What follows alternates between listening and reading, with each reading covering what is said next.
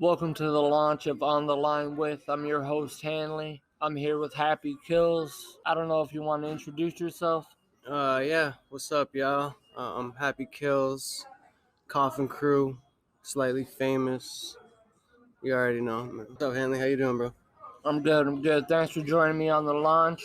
I appreciate you attending the last minute. Sammy couldn't make it due to some unforeseen circumstances, so shout out to Sammy. He'll be on the show shortly, and appreciate you. Like I said, I know it was a last minute phone call, but you came through, and I appreciate that. Yeah, man. I got you, man. Really, I see you putting in the effort, putting in the energy. We see you, man. The culture appreciates it, Hanley. Speaking about the energy, man, look at the music you've been putting out since I stopped making music. It's been like 8 years, 9 years. I haven't made a single peep on a microphone.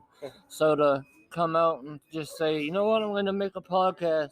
I bet a lot of people are probably wondering, like, well, why'd you stop making music? For sure. You know, so that's another story. We're here for you today. So, I mean, let's get it popping. Let's start talking. Let's get into it. You know, we'll start with the music. We'll get into the mental health and addiction. And, you know, we'll go on from there. Okay. Sounds good. I also want to take a couple minutes at the end of the podcast to pay homage to Johnny Bravo, who was the second half of Slightly Famous with Happy Killzzz. He passed away on us several years ago, way too soon, unfortunately. And I worked with him in the past. He was a great guy. He was a funny guy. I just want to take a couple seconds at the end of this podcast to pay homage. Okay, so into the music. You used to be formerly known as Happy Killmore. Why the change to Happy Killzzz? Well, I mean, it kind of goes with after Slightly Famous ended when Bravo passed. I took about a year off from making music, Right. and then when I came back, like Ghost of a Dead Cat, he went by Prophet One for the longest time. But yeah, wait, so Ghost of a Dead Cat used to be Prophet One. Yeah. Okay, so makes sense.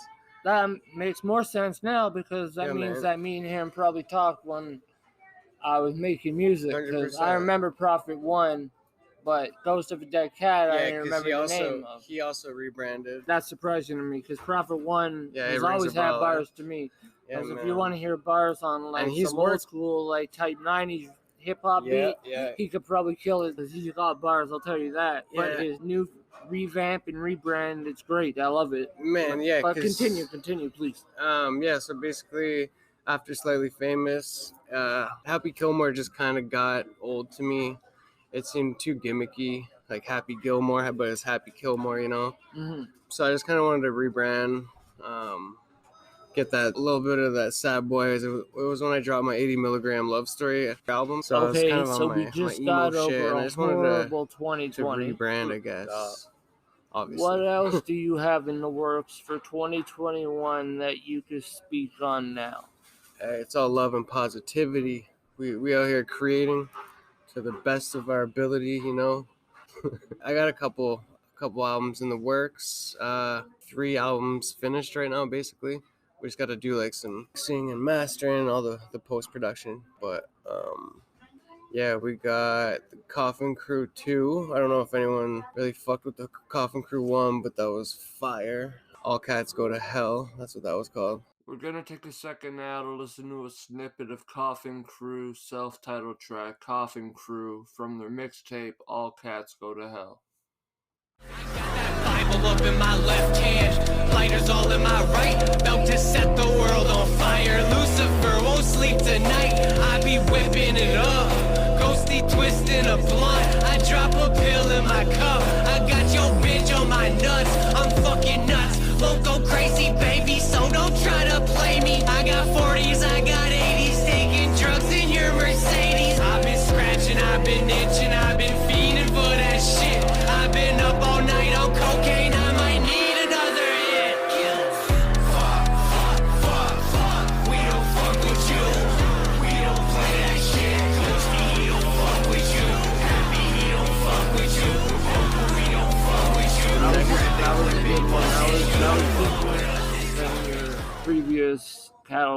from like when you were working with Johnny Bravo and stuff. Yeah. Like, I mean, there's similarities to it. You could still hear the slightly famous vibe to it. Yeah, that's. But it's mainly on your end, where Ghosty or Ghost of a Dead Cat has his Prophet One vibe still, but he's got it. It's a very distinctive voice he has, you know. Like some of his shit, like Ghosty sounds like Bravo did. Honestly, there's some bars I could show you that it's Ghosty and it sounds like Bravo. It's crazy, and like just the chemistry. Like obviously, I'll never ever be able to get what me and Filthy or me and Bravo had, but me and Ghosty have something different, and it's fucking amazing. Like, and he can pull me out of slumps, which is important. You need that circle nowadays, man. He's such a good fucking friend. Like, and that's really important, man. Like, I mean, nowadays you see so many people struggling and stuff. Yeah. But 2021 just started 2 months ago. What do you have your main focus on for this year? What's your main focus for this year? Like I said, fucking happiness, positivity. Like, music aside, I'm growing so much, man. I have so much appreciation for life now. Considering I fucking almost died twice in the last couple of years. Like, I've had a couple of near deaths and just some severe depression and shit. And it takes some dark times to really appreciate what you got going on, right? And as far as music, like 3 albums for sure this year, probably more. Been doing a lot of different stuff, you know, really trying to expand, and we got a couple little formulas that have been working, but we're always changing it up, and it's awesome, man. So yeah, trying to create. So I know you had Gummy Bears for Breakfast Volume 1 and 2. Yeah. Can we expect a Volume 3? Ooh, I don't know, bro. Shit.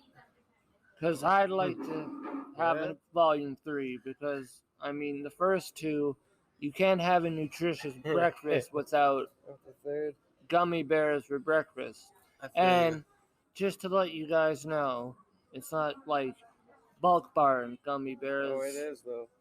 Oh, is it? There's actually a story behind that. I used to literally just, when I was really heavy into the opiates, I would wake up and take pills. Like, that was my breakfast, but I'd always need something in my stomach, and like the only thing I could really eat was fucking candy, and I'd always have gummy bears, dude. So I literally ate gummy bears for breakfast for like months and months.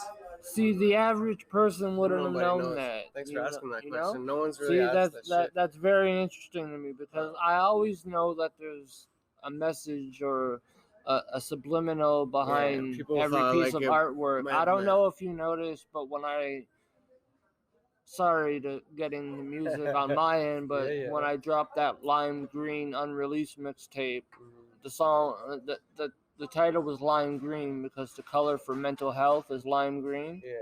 And then when I dropped the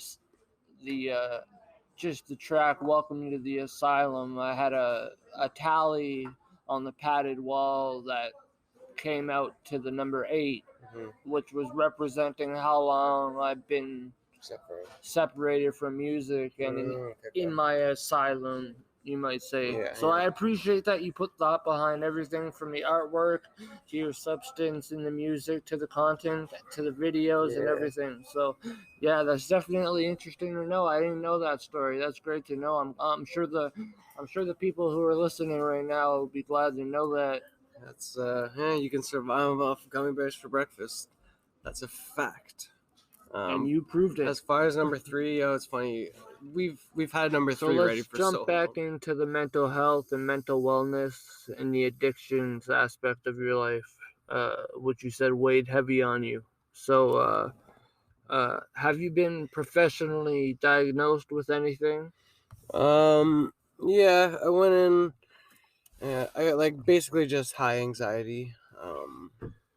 There's a couple of events in my life that have obviously been traumatic and caused a bit of PTSD or survivor's guilt.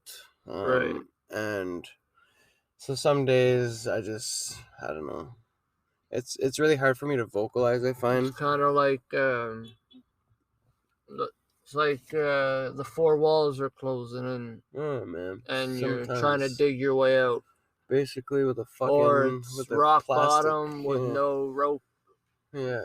or a ladder left for you to get out of. You're just Yeah. waiting. You're waiting for something or someone. Yeah, and it's always like if someone, one of my friends or my girl, or if someone close to me is going through it, I'm usually pretty good at supporting and helping them get up and showing them that there's another perspective, and it's just the way you look at it, right? And that this will pass. But whenever I'm going through it personally myself, it's hard to see that other side. It's hard to really see that there's good that's coming my way, because I'm just so blinded by all the shit that's going on, you know? I understand completely. So when it comes to experiences, like you mentioned, could you give me an example of one experience that like causes you to go into your routes of depression and your anxiety and stuff like that? It used to be just really like reckless patterns where I would go on like a bender and like I'd get high for months and months or whatever, and then it would end with me and whoever I was seeing at the time breaking up, and I would use the breakup with the girl as an excuse to go out on another bender. So, and it was almost to the point where I would start shit with whoever I was seeing at this time just so that I could go get high, because like I could do 2-3 months of being clean, but the cravings would come, and then I would just something would trigger you. Yeah, or I'd self-sabotage. But yeah, it's Right. usually over girls. Luckily now I'm in a spot where I have a girl who understands me and I understand her, and we've really worked through our shit. Which I've seen through both your art. Yeah, because I've taken a look at your significant other's like painting and drawing and stuff like that. Her photography, like, and even just the words she uses to describe some of her work. It's just, I don't know, it's really uplifting. I see a lot of messages that come in from most girls that are models get dudes messaging them all the time, but my girl will show me, and it's mostly girls that are very, very inspired by her and very happy that she's willing to show people this side of her. And it's really cool to see the impact she has on other women. And well, to me, it's cool to see the impact that she has on you. Personally, me and you have been friends now going probably over a decade. Yeah. So, and me coming out of being ghosting the scene for the 8 years. Yeah. By the way, Ghosty, I should be called Ghosty. But jokes aside, it's good to see that you do have a support circle, because people tend to forget that you can't always go through it alone, no matter how tough of an exterior you have on the outside. Yeah. You could have been the toughest person, every person would vouch for you, but if you're going through it, you're going through it. Yeah, there's no discrimination. So everyone's worthy of help, man. And a lot of people, they don't want to ask for it, including myself. Sometimes I don't want to ask for it, but those are the times where I really need to. And I mean, it's all about humility and you know. Exactly, and to be honest and transparent with our listeners, we do it to each other. We'll have our routes where we don't feel well, and by that we mean we're depressed. We've been in the dark for 2-3 days a week, you know, and so I understand you. We've done it to each other, and each time it's and another apology, and people need to understand that. And a lot of my friends, they know me, and it's gotten to the point where they don't take it personal anymore. I've lost friends because that's just how I cope with certain things. Is I'll isolate. I will ignore you for days, bro. Just don't take it personal, you know? And then I'll come back and I'll feel guilty about it. But basically, I'm letting myself do that. I'm letting myself take time for myself and not get back to people, because sometimes you just need that, you know? Well, self-care, right? It's basically step one. Yeah. If you don't want to go the route of being prescribed any medication or anything like that. So you mentioned that along with your mental health, you've had addiction problems in the past. Yeah. you still are fighting it, For sure. struggling with it. Every fucking day, man. It's a lifelong So, thing. what exactly's changed from when you were doing your benders to now? What's changed? Healthy coping mechanisms. I do. It's like training, man. It's like I'm constantly in a fight, so I gotta train. I gotta wake up and make a grateful list. I gotta do my prayers and thank the universe and you know, do my mantras. I need to do a little meditation. I need to do some exercise. I gotta hit the gym. There's a list of shit that I need to do, or else I will go insane and I will be back on pills. I'll be smoking fentanyl. Like, I need to keep myself in check, or else that shit will creep up on me, you know? Right. And you mentioned to me a while back, and this does get a little more personal on your end of things, that you did have, I think you mentioned 2 separate incidences where you overdosed. And what did you overdose on exactly? Both times was fentanyl. Yeah. And you said once was with your ex, once was At my parents' house. at your parents' house. Yeah. And you said that your dad Found me. just saw your light on and figured go check on you, and just found you, and you, next thing you know, you just woke up with paramedics or in the hospital. No, in the bed. They asked me if I want to go to the hospital, but it was the second time. I already kind of knew the deal. I was like, fuck, I'm not dead. I know I'm still alive. I'm good. But honestly, it was some fucked up times. The first one, that was before I went to rehab. So after that overdose, my brother and my sister-in-law sat down with my parents, and they kind of asked me if I was willing to go to rehab. And I agreed, and I thought it was like, I didn't really think they were going to pull through with it because it's fucking expensive. Like, this is a private one, you know? Right. So they did basically an intervention for you to see if you were willing to go through with it. And then the one night they invite me over for dinner, and they're like, listen, we packed your bags. Like, you're going tonight. And I was like, oh, shit. And honestly, it was one of the greatest experiences. I'm not going to lie. Like, I'm so fucking grateful for that. My family supported me, and like, I needed that, man. I learned so much about myself. And then, so anyways, after that, I made it to like 3 months. Yeah, 3 months clean, and I fucking relapsed again. And I fucking overdosed maybe a week after I was using again. I overdosed again. A week after you were released from rehab? No. I made it to 3 months after I was released from rehab. Okay, sorry, I remember. So 3 months after that, I relapsed, and it was only about a week into the relapse that I overdosed again. So, like, it just goes to show that, like, after you get clean, like, yo, it's fucking dangerous to get back on it. Yeah, definitely. And that because time, you've been detoxed, so your tolerance has gone from whatever you were taking to completely none. So yeah, and I was just in a bad place, man. And these days, what do you? I have just prescribed my doctor's prescription to. If you still are addicted at this I would current moment. say I wouldn't even say I'm addicted to weed, but I do smoke it daily. I have a pen.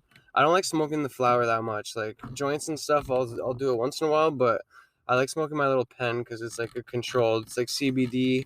There's a certain amount, right? So I like the CBD effects, and it gets me like numb and chill, but not like stoned. And then just like prescription from the doctor.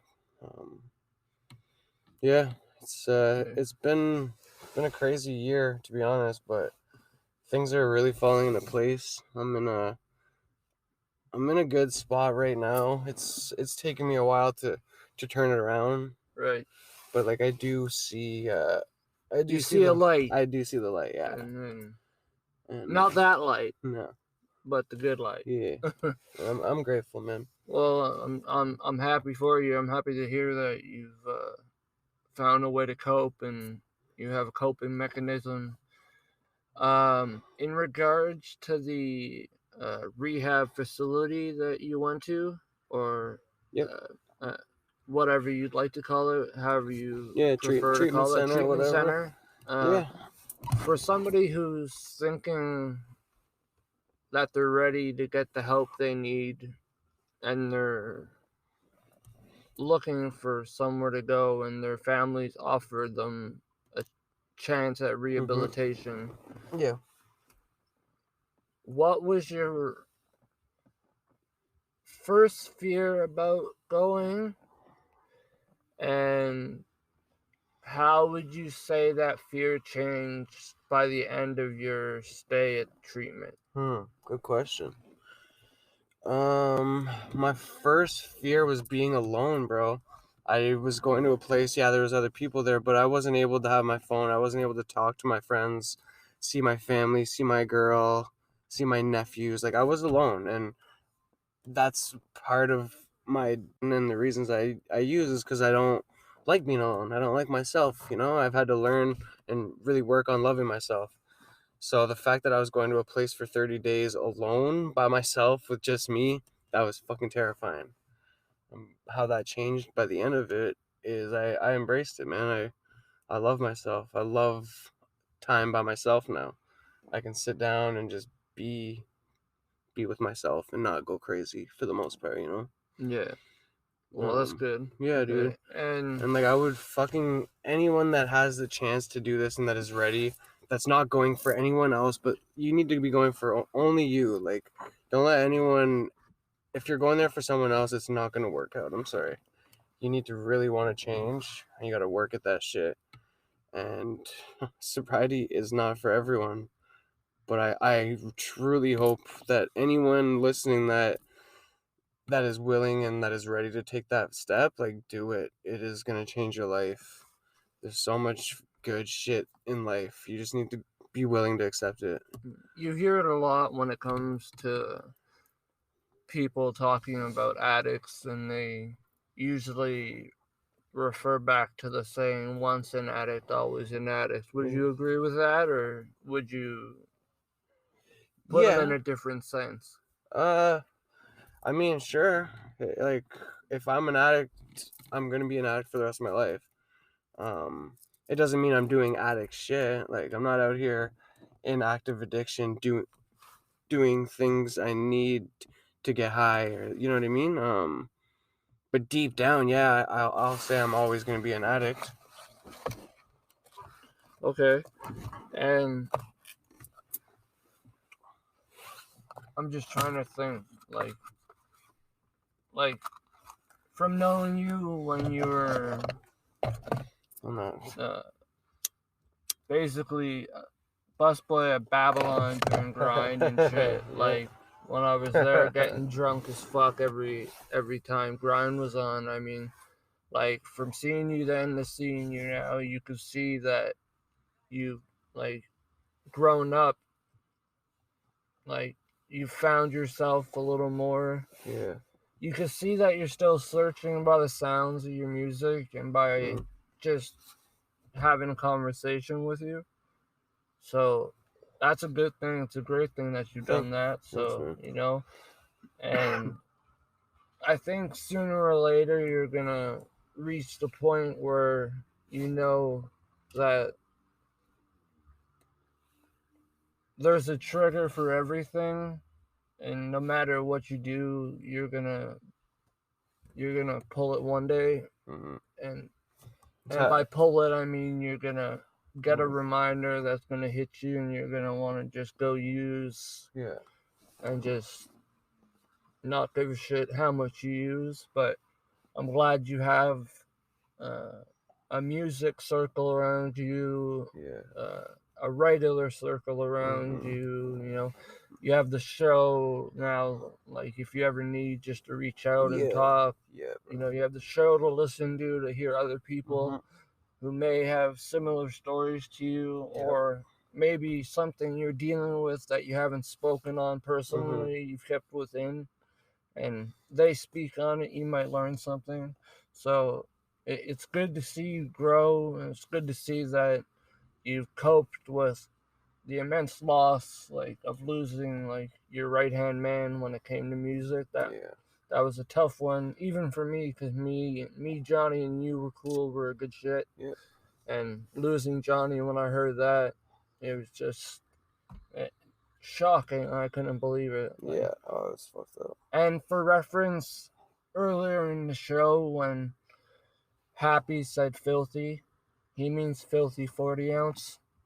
Just in case listeners didn't know. Yeah. But, I mean, as for the addiction and mental health stuff, man, I don't know what else to speak on. I mean, you've been vulnerable and open. I mean,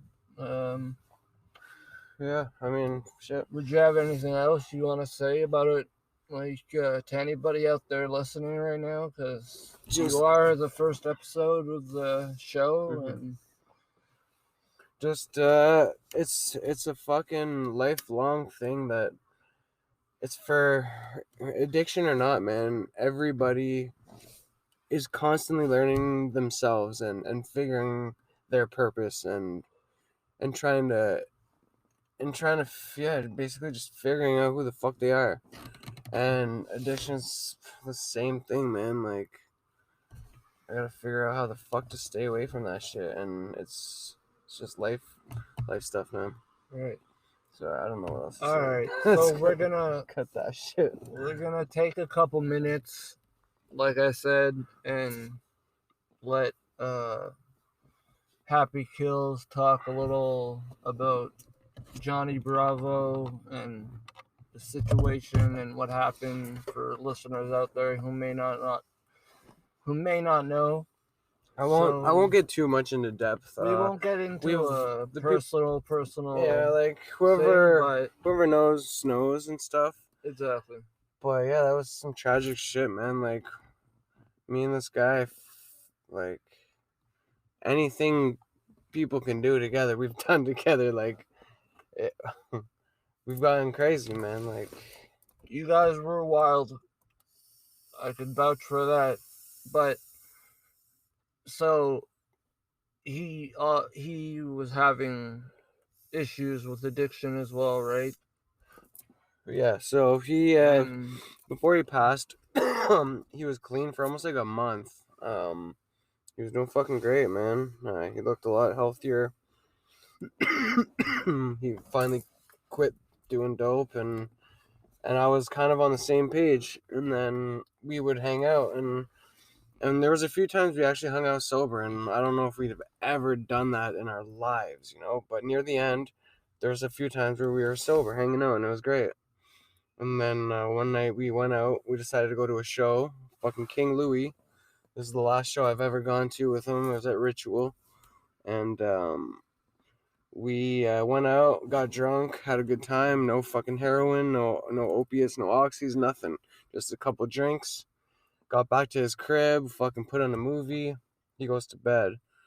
And then maybe 3 o'clock in the morning, he gets up and grabs me. He's like, listen, we're going to get fucking heroin. He's like, you're coming with me or you're not coming with me. I don't give a fuck. I'm going to get heroin. I was like, Jesus Christ, bro. So I fucking put my fucking boots on. I go with him. We get some junk. Fucking do it at some random bitch's place. Yeah, that was when he relapsed. So we got fucking high. I had like a work party the next day, so I'm fucked up. Like, we did so much. I was all sick and shit the next day. And then like about a week later, he goes to a party. I don't know. I don't really fucking like talking to him about it, but yeah. Just and it just caught up with him. Yeah, I just did too much. Then I get a phone call from his mom on Christmas Eve. I'm waiting for my family to fucking come for Christmas Eve. And his mom calls me and his girlfriend, and they're like, yeah, come say your goodbyes. Like, so I fucking go to the hospital. And I was high as fuck. I remember this day. I was super fucked up on oxys. Go see him in the bed. His lips are blue. He's fucking cold, bro. And basically I just hugged him, kissed him, said goodbye. That night I had a dream about him. I hugged him in my dream. We were shooting the shit. And then I realized, I was like, oh, fuck. I was like, you're dead, bro. This is a dream. And then I remember giving him a hug, and that's the last time I've ever had a dream about him. It's fucked up. So So big rest in peace to our friend, our homie, one of the greatest to ever do it out of Ottawa. Honestly, bro. Johnny Bravo, aka Filthy 40 Ounce. Chris Lemieux, Chris baby. Lemieux, slightly famous. You know, second half of Slightly Famous. We miss you. We love you. We hope you're doing good wherever you are in the universe, and we hope you keep shining down on us, man. Thank you for watching over me, Doug. Yeah, you've always done well, man. And also, I'm sure a lot of Happy's coping is a lot to do with you looking out for him. So. And Josh, man, Josh Tennant, fucking love you, bro. I miss you. Yeah. Any other respects you want to pay to anybody, man? By all means, that's what this is for. It's you to do your thing. For sure. No. Like I told you, I'm interviewing you as a person more than as an artist. So people want to hear the stories, and you hear them a story, man. So I can't thank you enough, man. It's been great talking to you, having this chat with you. Yeah, bro. I'm sure when COVID dies down a little bit more, we could get a nice little face-to-face film podcast. And, yeah, man. I know we got some ideas, so I'm sure everyone's gonna be fucking excited with that. Exactly, most definitely. All right, Thank you. It's been great. Thank you, Henley. I appreciate that shit, man. Yeah, man. Respect. You already know. So, Happy Killlzzz on all platforms, baby. Coffin Crue coming very soon. Shout out Ghost of a Dead Cat in this bitch. I just want to give a major thank you to anybody that's out there listening tonight. I appreciate you joining me on this journey. I appreciate everybody who helped me with the promo rollout, everybody that shared the Instagram pages, the Facebook page, etc. I really, really appreciate you guys joining me on this journey, and I hope that this podcast brings you some joy, maybe helps you, maybe inspires you or someone you know. And I really appreciate it, and I hope to continue bringing it every Sunday at 8 p.m. So we'll see you next week. And as promised, we're going to lead out tonight's episode with a track by Johnny Bravo, a.k.a. Filthy 40 Ounce, from before he passed. So, rest in peace, Johnny Bravo, a.k.a. Filthy 40 Ounce, a.k.a. Chris Lemieux. We're thinking of you. Thank you. And I'll see you guys next Sunday at 8 p.m. Hanley out.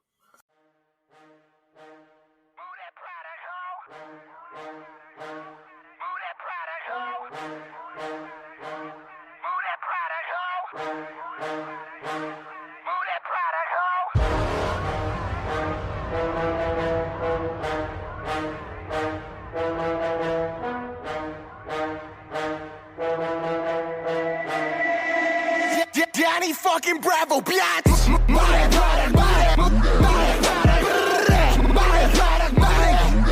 product, straight goods, boy, we don't fuck with repo. Nah, I need a kilo, let me call up my amigo like buy that product, buy it!